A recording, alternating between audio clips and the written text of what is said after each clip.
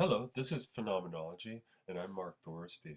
In this video, we'll be taking a look at Edmund Husserl's text, Ideas Pertaining to a Pure Phenomenology and to a Phenomenological Philosophy, first book, otherwise referred to as Ideas 1.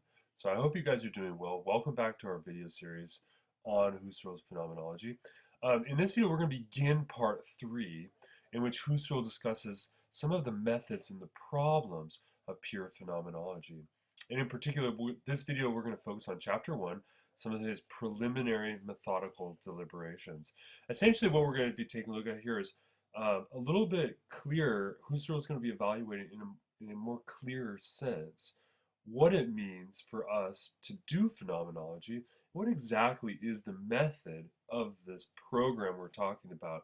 We've talked about phenomenological reductions, where we suspend the general positing, and we can ignore and we suspend different aspects of our experience when we evaluate our experience purely as an experience, in order ultimately to evaluate the eidetics, right? That is the essences of the concepts that we employ in consciousness, that are implicit within the structures of consciousness for us to have the sorts of phenomenal experiences we do.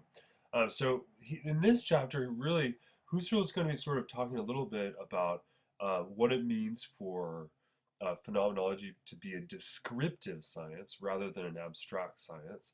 He's also going to differentiate the sort of eidetic analysis that the phenomenologist is doing as opposed to that of the mathematician. And here you can think about someone like Archimedes, who as a geometer would think about concepts and have these and explore the eidetic realm in consciousness, but he did it in a very different sense than what it looks like the phenomenologist is doing when they make these reductions and then describe different forms of intentional comportment. So that's what we're taking a look at today. I hope that makes sense. Again, I realize that for those of you who are watching this video, Husserl is very systematic, almost to a point that it becomes very, very difficult to penetrate his writings. So hopefully this will bring some clarity. So section 63 here is called The Particular Significance of Methodic Deliberations for Phenomenology, right? And so just to sort of start off with here, Husserl articulates the idea that eidetic reduction opens really an infinite horizon of possible investigatory fields, right? So essentially, this eidetic reduction that we've discovered in the first part of Ideas 1 here really opens up a tremendous amount of possibilities for us to evaluate consciousness in ways that are very different, right? He says, but of course we have to remember is that for anything unknown, there's always a horizon of something known. And he says this on page 120 of the original text, right?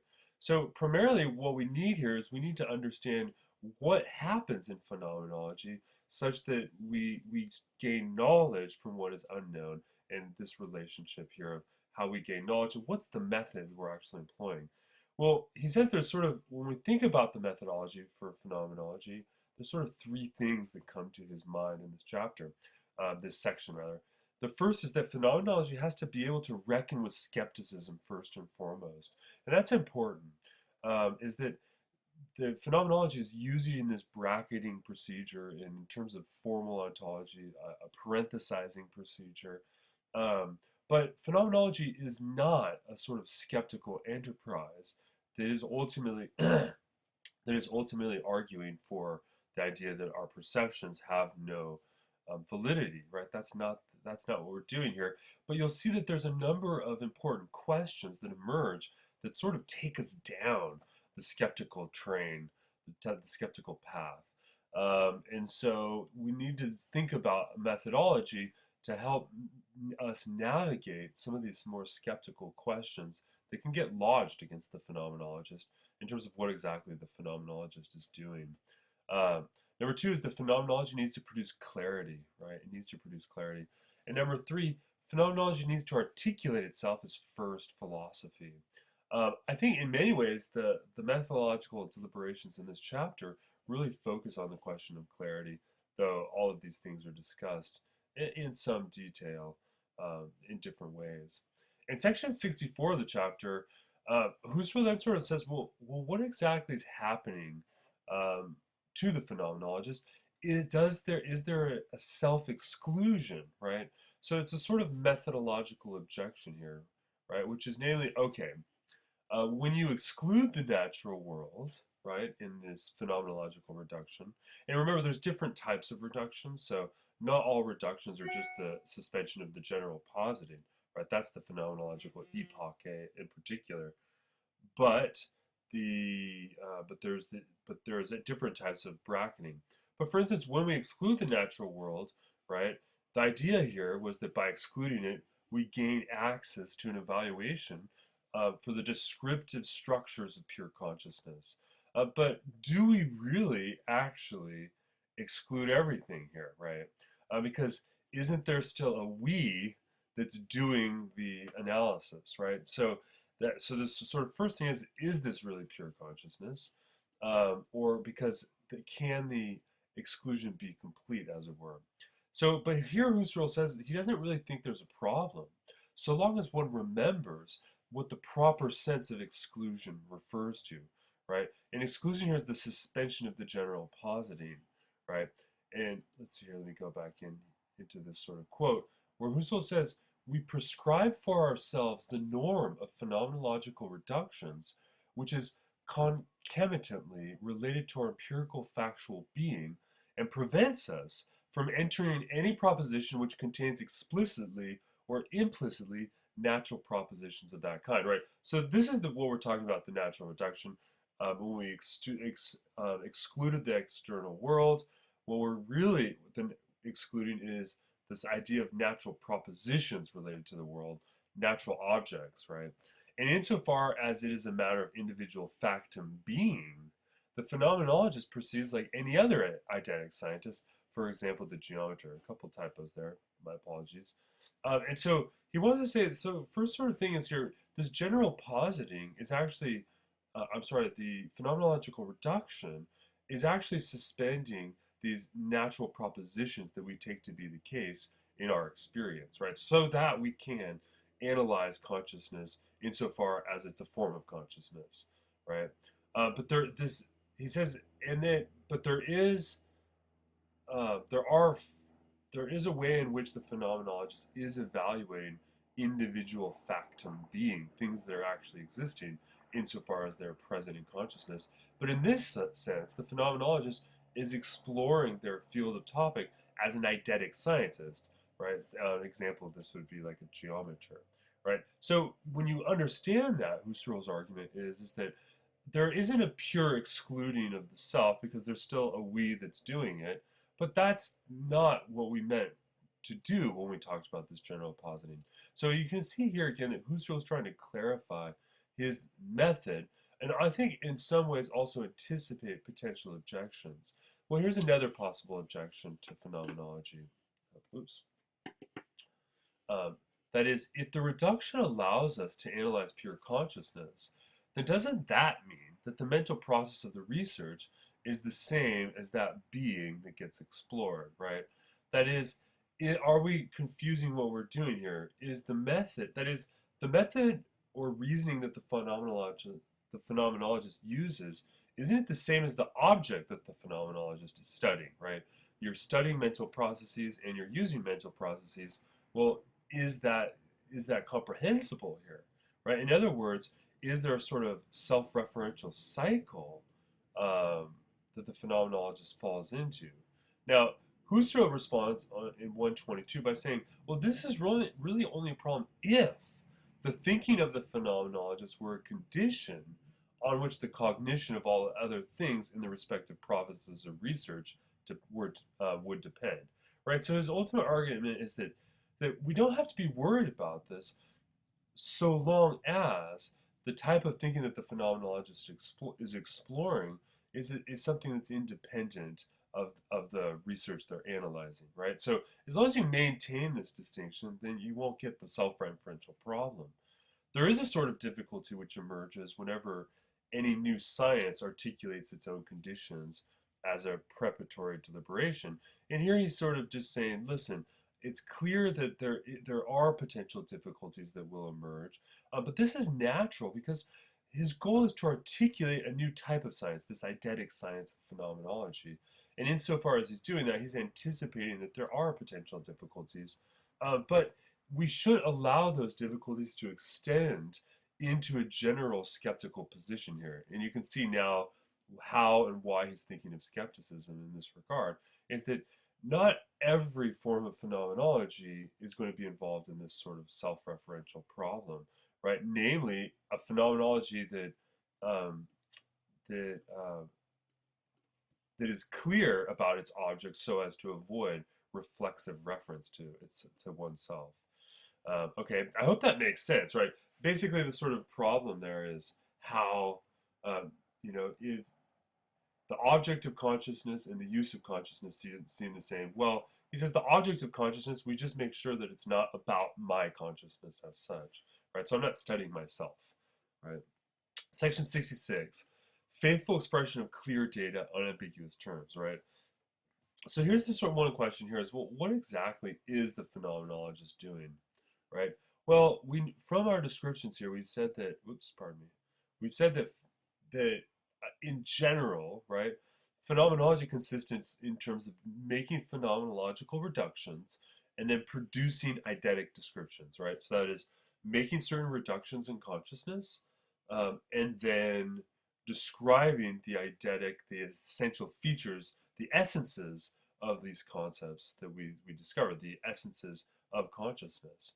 So in phenomenology, we perform acts of seeing essences immediately and give an example in a given example of something that's transcendentally pure consciousness, and then we fix them conceptually and terminologically, right? So we see these essences through these reductions, and then we try to fix them conceptually and describe them accordingly, right? So that means that our words can come from a common language here, right? But we want to make sure that our words are not ambiguously applied. And this is a very important thing when we talk about ambiguity. Ambiguity occurs, and by the way, in philosophy, there's a very fascinating and interesting debate about ambiguity and its relationship to vagueness. I'm not going to go into that right now, but I think what we can say is that ambiguity, in its most bare bones sense, refers to the problem when a word or a phrase or some sort of terminological distinction can be potentially implied one way or another way, but one is not sure how to apply the term. So ambiguity is a problem that's related to the way in which we fix our concepts. So words cannot be ambiguously applied or coordinated with the intuitively given. So what does he mean there? So on the one hand, we can't just apply the concepts ambiguously, but on the other hand, the concepts that the phenomenologist is discovering, right? These are concepts that get fixed after the phenomenologist performs an eidetic reduction and then describes the essence of what they can intuitively see, right? What's intuitively given for a specific region of analysis, right? These concepts have to not only be unambiguous in themselves, but they have to be unambiguous in terms of how they're intuitively coordinated, how they're related to that which is intuitively given, right? So there's a problem of ambiguity in sort of two different ways here. So what are some of the general guidelines we need to use to avoid this problem? Because obviously ambiguity is always a problem for every science and for every philosophical argument. What it means here is that, well, in general, we should avoid the use of foreign technical terms, right? Why? Well, the use of foreign technical terms creates problems because then it creates problems in terms of understanding the way in which the concept is fixed and what it's intuitively related to. So this means that, for instance, that the phenomenologist should, in general, avoid importing philosophical terms that are irrelevant and philosophical terms that come from a different region of philosophy with different connotations, essentially. We'll see here that he doesn't always reject the use of outside terms, and he said this previously. Ultimately, he thinks that we are allowed to import certain eidetic deliberations that others have come up with, so long as they're purely within the eidetic sphere that's phenomenologically equivalent. But he thinks that in general we should avoid it. So that means that, for instance, we need to be careful as philosophers not to mix up um, other philosophical theories with what Husserl is doing here in phenomenology. If we do that, we're going to introduce ambiguity into the equation. And there's a second sort of thing we do is that we have a continual need for caution and re-examination. And you see, without doubt, as you've been reading this text, I'm sure you've recognized that Husserl generally is constantly um, will constantly sort of uh, re-summarize all of the positions he's led up to, and then re-ask the question. So there's this continual need to be very cautious, so that we know what we're talking about, and that means to continually re-examine even concepts that we think are conceptually fixed, right? So that means methodologically, that I guess that's what faithful expression here refers to, is that methodologically we have to remain faithful or have a fidelity towards the clarity and the non-ambiguity of our analysis. So you can imagine here that if a phenomenologist is analyzing, for instance, the concept of empathy, right? What does it mean for me to recognize another person as a person that's conscious like I am, right? And also to recognize and understand the other person, not just to think of them as or to be, that is, if the phenomenologist wants to understand how it's possible in consciousness that I'm able to understand another person and recognize them in a meaningful way, then that means that the phenomenologist will create these reductions, but then continually re-examine to make sure that the conceptual fixing that she performs is fully clear throughout. So again here, one of the things that's difficult in this chapter is that because Husserl is giving generally methodological remarks, it's fairly abstract, I think, because he's not doing phenomenology here. He's really just thinking about phenomenology. In section 67, it's clear that he then begins to talk a little bit about the method of clarification.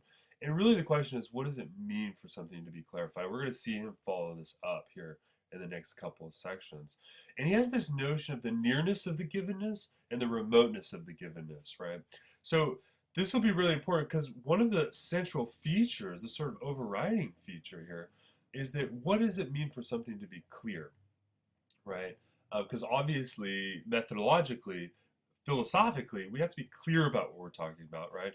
The Sometimes it's said that the mortal sin of philosophy is unclarity, not being clear about what you mean, and not being clear to the extent of which one means as well is also important. But remember, in phenomenology, the phenomenologist is attending to the way in which intentionality is comported within experience, right?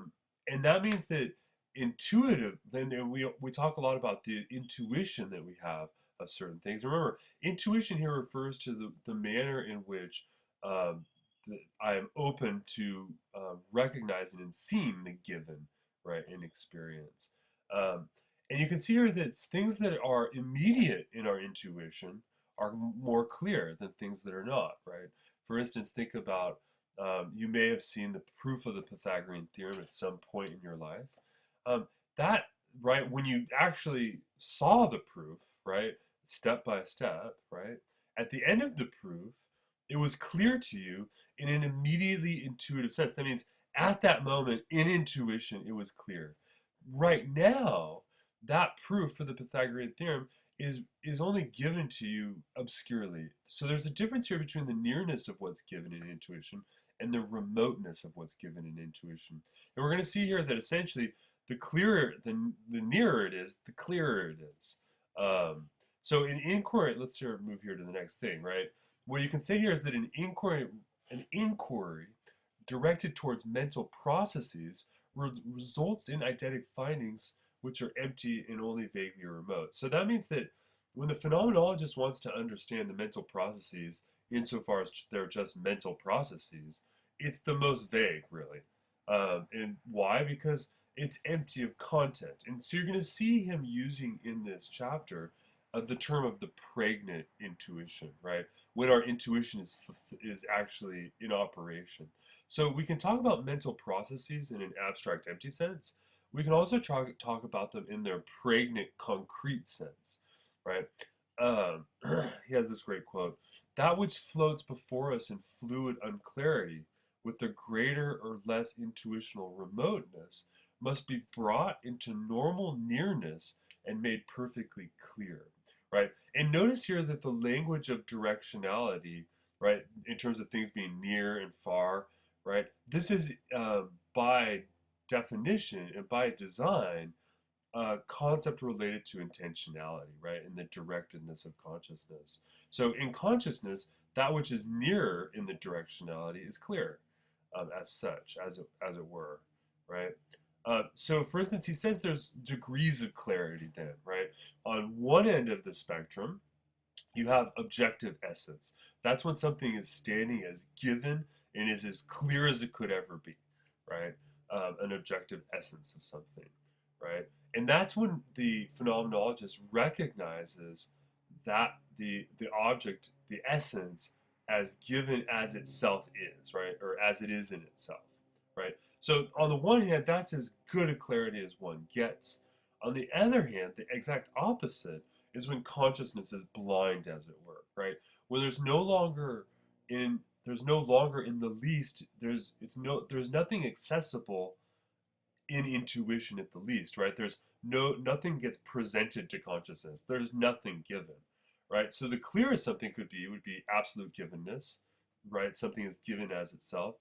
And the least degree of clarity would be absolute obscurity, as it were, right? Where consciousness becomes completely blind, right? So he says you have to recognize that clarity exists upon a spectrum and there's degrees, right? Not just kinds. So any intuition or empty objectivating is given according to degrees of clarity between these two poles, right? So when we are trying to understand the objective mental processes in their empty sort of sense, right? There is to clarity, but the clarity will be given between the pole of intuitive consciousness on the one hand and non-intuitive consciousness on the other hand. It's important here to recognize, and Husserl takes special reminder here, a special note to remind us that when he talks about givenness here, he's not talking about that which is perceptually given, right? So, for instance, I have a little rubber, I guess, like bracelet thing, and this rubber bracelet thing, right? It's sometimes philosophers will refer to this as it's given to me in perception. This is not the type of givenness that he's talking about here. Givenness here refers to the idea of that we're able, that our in intentionality, our intuition is able to seize upon an object, right? So it's the intuition here that's ultimately the dynamic spectrum, not the perceptual object, right? So he's not talking about perception here. And this is important because it's easy to confuse that, especially if you're just learning phenomenology. And remember, and this sort of recalls all of the things we've looked at in the previous videos, where Husserl, right, emphasizes that the phenomenologist isn't just describing their sort of immediate state of what they're seeing, right? Which unfortunately is a lot of what phenomenology is referred to as, I think. Now, in section 68, Husserl moves his discussion here to talk about the genuine and spurious degrees of clarity, the essence of normal clarification. So really what he wants to sort of say is that when we're talking about the degrees of clarity here, between that which is intuitively given and that which is not intuitively given, right? There's genuine degrees of clarity, and then there's incorrect degrees of clarity, right? So for example here, take the idea of hearing a tone, or for instance, seeing the color red, right? And of course, not just the example here, because I have this huge screen which shows the words red on it, but for instance, when you see, for instance, me holding this up right now, it's also red, right? So you can see here, okay, you have a perception of red, right? I mean, when you have a perception, it oftentimes is given unclearly, right? So for instance, if you look behind me on my bookshelf, there's a red book somewhere back there, but it's not totally given to you in phenomenally, it's not given to you with a lot of clarity. It's sort of mixed up, right? And at one point it's red, at one point it's darker, and so on and so forth, right? Now you have an intuitional ability to seize upon the concept red, to say that is a red book or something like this. But you can see here is that even though your perception is unclear, the meaning of red is not, right? The meaning refers to the essence in itself, right? And Husserl is not interested in what we're seeing, he's interested in what we're meaning. Husserl says this again and again throughout his work, is that phenomenology is about meaning, not about seeing as much. Now, I don't like saying that so much because he uses the term seeing quite a bit. But ultimately, phenomenology is seeking to clarify what's happening when we mean things in consciousness. Or what's happening, what does meaning mean, as it were, right? Now, of course, there are also intuitions of what is not immediately intuited, which are even less clear. So there's a lot of ways in which things are not clear, right? And there's two ways of clarifying at the end of the day, right? On the one hand, there's the process of actualizing our intuition itself, right? So this is the difference between taking something that's far in the remoteness and bringing it into actual intuition, into consciousness, right? That always clarifies something, right? So think, for instance, right now, as I showed you what my little red bracelet looks like. So you have a memory of that, right, in your perception. And you can see here that that your memory of it, even though it was fairly clear what you saw and you can remember it clearly, that's not as clear as when you actualize the intuition again, right, like right now. Then it's even nearer, right? So one way of clarifying, again, is the process of actualizing our intuition of phenomena. The second way of clarifying is the process of enhancing the clarity of what is already intuited. And here we can talk about the idea is that we can refine our conceptions of clarity by thinking about them through reductions, through eidetic reductions and eidetic description, and we can clarify in even more specificity by looking at the genus and the species and the various genera which are related to these essences that we explore, right? So, and what he says here is that to even talk about the clarity of what's already intuited means that we have impure intuitions. And he says that this is going to play a major role in phenomenology simply because, for the most part, phenomenology begins with a whole bunch of intuitions that could be impure and sort of mixed up. And phenomenology, insofar as it's clarifying them, right, is dealing with impure intuitions, and these play a major role in phenomenology. So section 69 here is the method of perfectly clear seizing upon essences. You gotta love Husserl's language. It's fairly, what do I want to say? I think sort of clunky, at least in the English translation. Now, here what I sort of say is that, okay, when we talk about this idea of intuition, of seizing upon essences, right, and that's all he means when we talk about evaluating and clarifying what's given in intuition. Clearly, the phenomenologist needs to proceed in a sort of step-by-step approach, a step-by-step method. Now, we're not going to be giving you a step-by-step method here, but because you're going to see that the phenomenologist, because they proceed through description, has to proceed according to what's being described. And that means that things change for the phenomenologist methodologically as they go, depending upon whether or not they're talking about more essential features or less essential features, or more, I shouldn't say less essential, but when they're looking at essences, what's more universal versus what's more particular, singular, right? But in general, the goal is to clarify a universal seizing upon moment for an essence, because ultimately, as an eidetic science, phenomenology seeks to clarify the universal essences, or I'm sorry, the universal characteristics of these essences, right? And there's some degree of clarity will already be given in intuition. So just by the fact that there is something that's given in intuition means there's always going to be some degree of clarity. Because remember that the polar opposite of clarity is really the totalized and pure obscurity of consciousness. So any intuitional seizing upon already has some degree of clarity. Now, but clarity is lacking in terms of its detailed determination. So when we so going back to the previous sort of slide here, when we talked about the impure sciences and clarifying things further in intuition, right? All we're talking about there is a more detailed determination of things. And this means that the phenomenologists will, insofar as they're doing a more detailed determination, they bring the singular particulars nearer so as to bring out single traits and give them clarity, right? So for Husserl, there's sort of a range here of the most generic, the most universal elements to an essence, and then there's the most particular. Now, the phenomenologist, depending upon where they're at within the spectrum of that analysis, is going to really be doing different things. And this is because, of course, there's always a halo of undetermined determinability. I had to put that in there just because I love that phrase. Um, and ultimately, what these methodological remarks are about is how we sort of can can broach that halo and determine that which is undetermined. And of course, what we're talking about here is intentionality, nearness, and farness, which I've already mentioned. Um, Here's a quote for you. All evidence in seizing essences requires a complete clarity of the underlying single particulars in their concreteness, right? So that means that at the end of the day, the evidence that we're able to do this comes from the underlying singular particulars that are totally concrete for us, right? Now, he does say that he thinks that this is sort of an objectionable phraseology, and he's not too happy with it, but he doesn't really see a way out of it. And so he sort of sticks with it.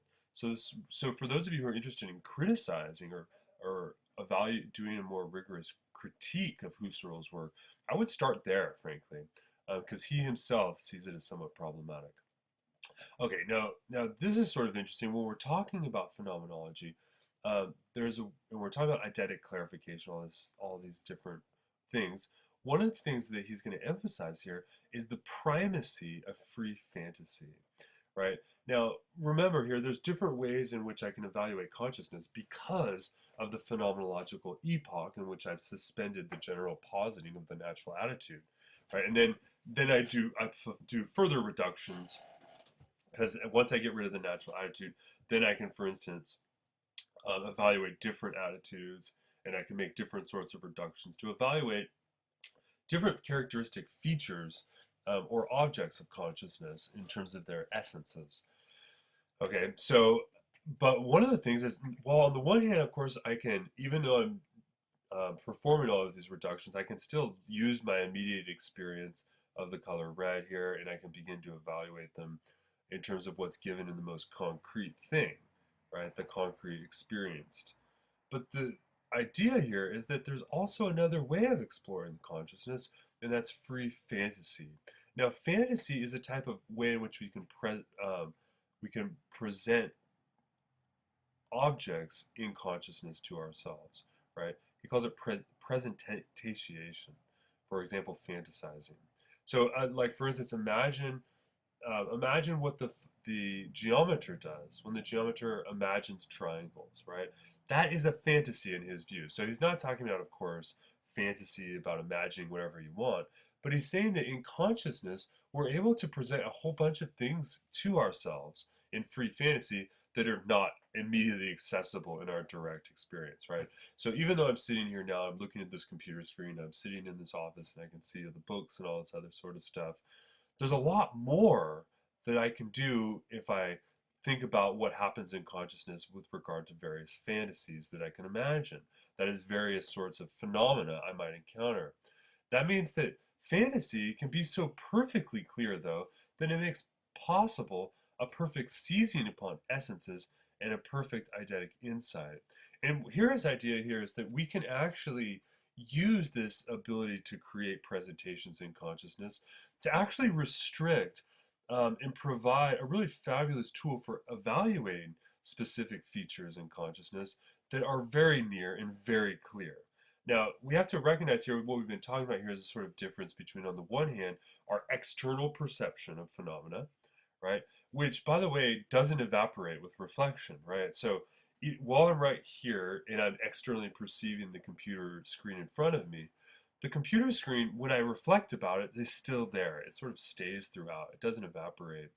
By contrast, you have what you might call originating presentative perception, right? So that's if I'm imagining a, a red cube or something like this, right? When I imagine the red cube, as soon as I begin to start thinking about the red cube, what was presented in consciousness evaporates. So you can see here there's a difference here, and this difference is directly correlated with the ability of the freedom of the freedom of consciousness, right? My consciousness of the direct moment is not free with regard to external perception, not in the way that this originary presentative perception can be free.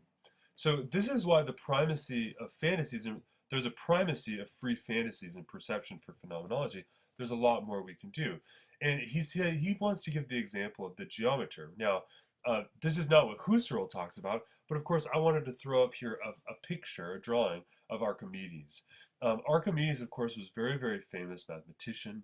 But one of the things that most people don't know about Archimedes is that well, I don't know. If you know anything about Archimedes, you probably know this, but Archimedes spent most of his time, his favorite place to work was in the bathtub. He did all of his geometry very, very differently than what we would normally think of. Normally we think of as a geometer who has, a protractor and a compass, and they use lines and they have diagrams and all these sorts of things. But that's not how the pure geometer does their work, right? And that's certainly not how Archimedes did his. Everything was done in one's mind through various presentations.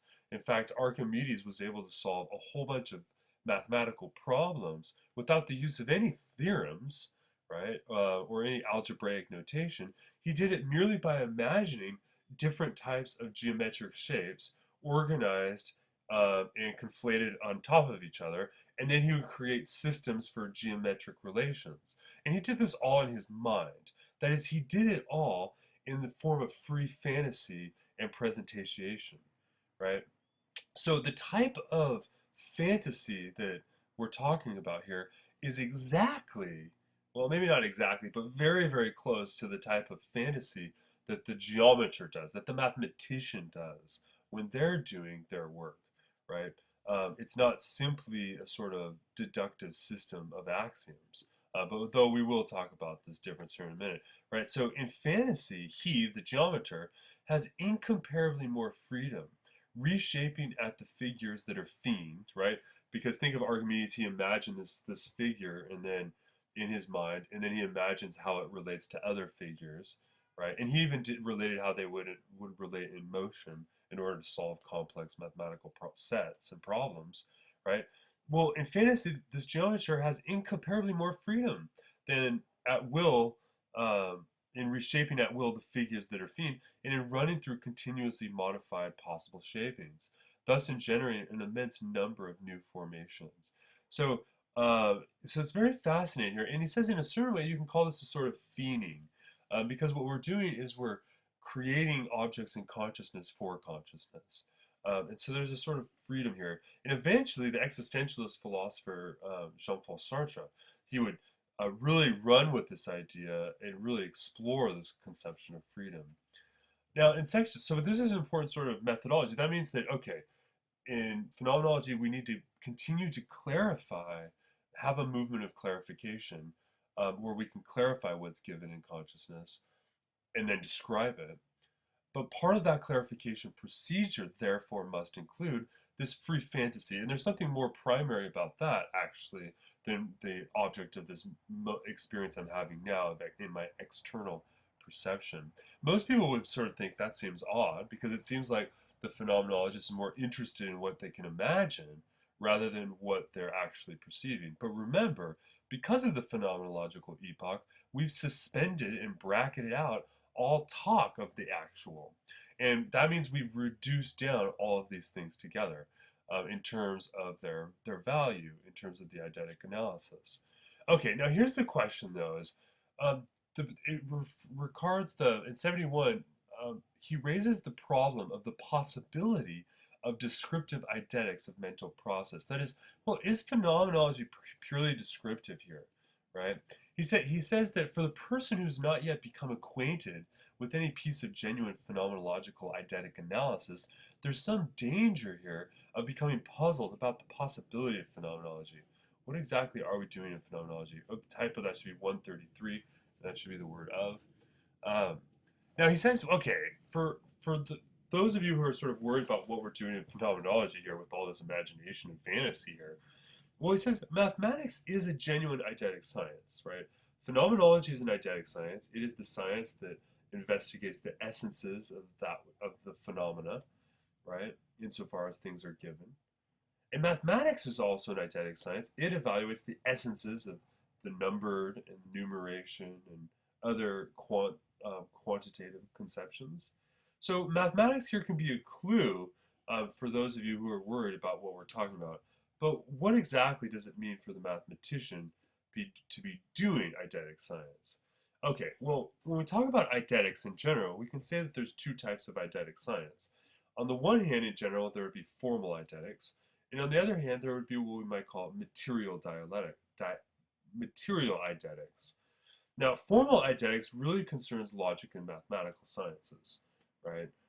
Because these are, and we're going to see that these are abstractions.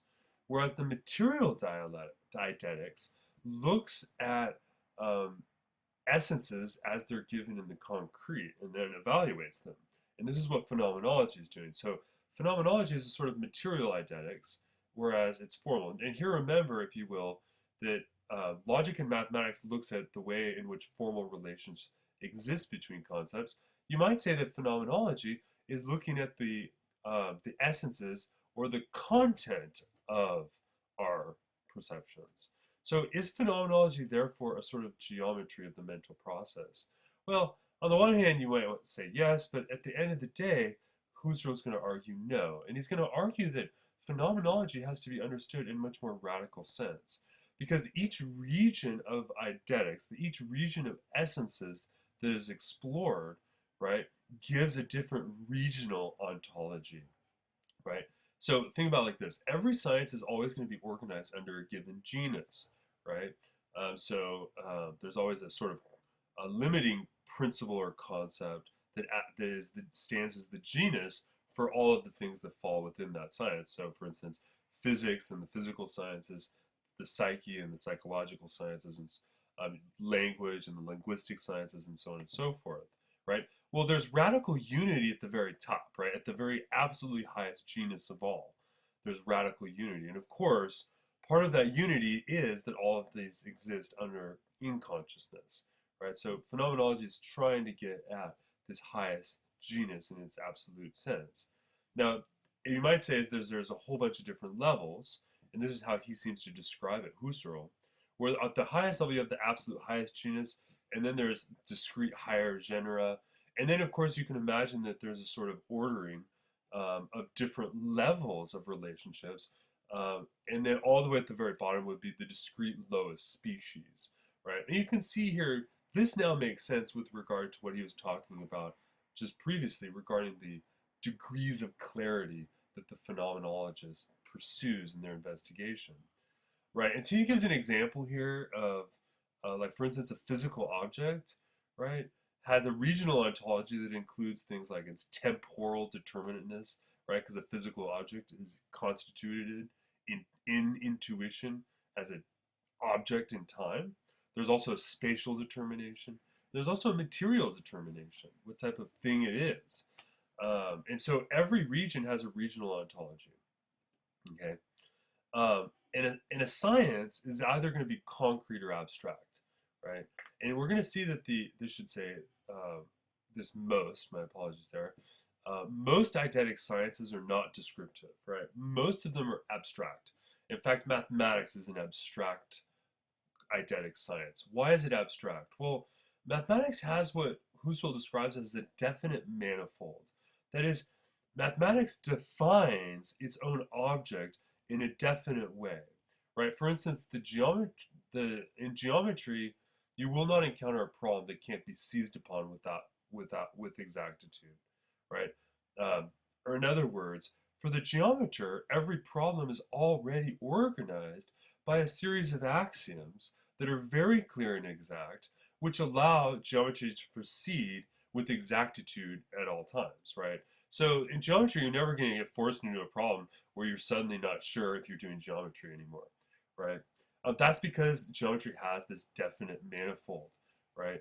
And what is this definite manifold? Well, on 135, he tells us it ultimately consists in, quote, a finite number of concepts and propositions which can unambiguously determine to totality um, all the possible formations that belong to the province of that which is essentially necessary, with that which belongs to the province of essential necessity. Nothing in the province gets left open, right? So you have a finite number of concepts and propositions which can unambiguously determines to totality all of the possible formations belonging to the province of essential necessity. Nothing in the province is left open, right? That's because there's a definite system of axioms, right? And that definite system of axioms is what's organizing and maintaining the system. But that's an abstraction, right? That's an abstraction, and we've abstracted with these axioms. We'll see that in phenomenology, that we don't begin with an abstraction. We rather begin with the concrete, and then evaluate the concrete. In the concrete here means that which is given in intuition here, right? So when we talk about the application of this sort of discussion to the problem of phenomenology, we see here the difference, and we see a discussion of the description and exact determination. Because phenomenology deals with concrete essences and abstract moments. So there is some abstraction in phenomenology, but it begins with these concrete essences and has abstract moments, as it were. So this sort of raises a number of questions for Husserl. For instance, one, does the highest genera, right, the highest part of these essences, do the highest genera pertaining to those abstract moments that we have in phenomenology, do these form provinces for definite disciplines? So for instance, you can imagine, for instance, you might think about, for instance, the abstract moments when we evaluate, for instance, the otherness that we encounter, right? Does that mean that alterity signifies a definite discipline for the phenomenologist? Another question is, should phenomenology have a definite system of axioms, right? Maybe it should be having a definite system of axioms so as to make sure that these abstract moments are cognizable and clear. Another question here is the stream of consciousness a genuine mathematical manifold, right? And if so, how is the materially determined province structured so as to correspond with this? That is, what does it mean to be doing description in phenomenology? Exactly. Now, he's going to ultimately say that the phenomenologist has to analyze things as they're given, right? So the phenomenologist looks at the phenomena as they're given, and the fact is that they're given in a fluidic sense, right? Phenomena are flowing in upon me, right? And this is not the same thing as what one does in mathematics, right?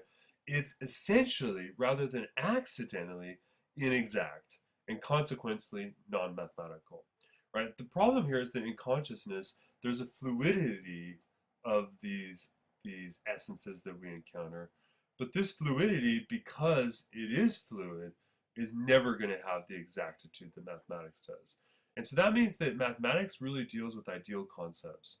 But phenomenology deals with descriptive concepts. So, and he says here that ideal concepts can be exact, but descriptive concepts, rather we talk about as being firm, right? Firmer than others, right? And here you can even think about the relation, or here's sort of mathematics, right? Mathematics, you get ideal concepts, but these aren't descriptive concepts, right? And you can see here that different sciences will actually blend ideal and descriptive together. Think about the relationship between theoretical physics, which is about really mathematical ideal concepts, and experimental physics, which includes descriptive concepts. So there's a blending, but there is an important distinction between them. And it's based upon that distinction that we can understand that the phenomenologist is doing description, but there is abstraction that occurs. Okay, so phenomenology is a descriptive eidetic doctrine of pure mental processes. So on the one hand, we do the you have phenomenology, which employs this descriptive fantasy operation that we were talking about by free variation and so on and so forth. And this gets us to this idea for Husserl that phenomenology not only drops the individuation of our concrete experiences and intuition, but it elevates the whole essential content in the fullness of its concretion into eidetic consciousness and takes it as an ideally identical essence, which, like other essences, can be singularized. So phenomenology essentially, through this free variation, takes these individual concrete experiences, right, and then explores them and elevates them into an understanding of what is their essential ideal essence, right? You can see here he's trying to understand this relationship between ideal concepts and the singular given. So here he ends here with really some brief methodological remarks. Really, number one is that we've seen here in this general discussion that, number one, what can be done at the higher levels is not the same as what can be done at the lower levels of eidetic analysis. So that means that when we're talking about the phenomenologist methodology, we have to recognize that there's a fluidity because it's based upon the given, right? Insofar as what is given in intuition, the phenomenologist explores accordingly, right? So there's a different sets of tools for different objects and problems. There's also deductive theorizing is excluded from phenomenology. So that means that our goal here isn't to begin with a premise and then deductively follow out what's the case, right? That's what, for instance, the geometer is doing. Because they have a given set of axioms and all this other sort of stuff. Well, this isn't what the phenomenologist is doing. They're doing description of eidetic description, and they're not creating some sort of deductive, necessary, inferential theory here, right? So that means that the phenomenologist has to stick with the things themselves. In fact, after we're done with Husserl here in a couple videos, we're going to be looking at Martin Heidegger's work. And Husserl says the same thing, but phenomenology there is characterized as this idea of back to the things themselves, right? So we're not theorizing, we're sticking with what is given, right, in description eidetically. So that means he doesn't exactly deny immediate inferences, but he doesn't want to take them fully on board. He thinks that when we're doing these deductive, that for instance, when we make a description, we can notice certain essential features, and then by analogy, we can infer what might be the case. But importantly, we can never say what's the case unless it's given to us in immediate intuitive consciousness here, right? So that means that we can have immediate inferences, but there's a limit to them. Because at the end of the day, nothing is gained by analogy. It's only gained by pure description.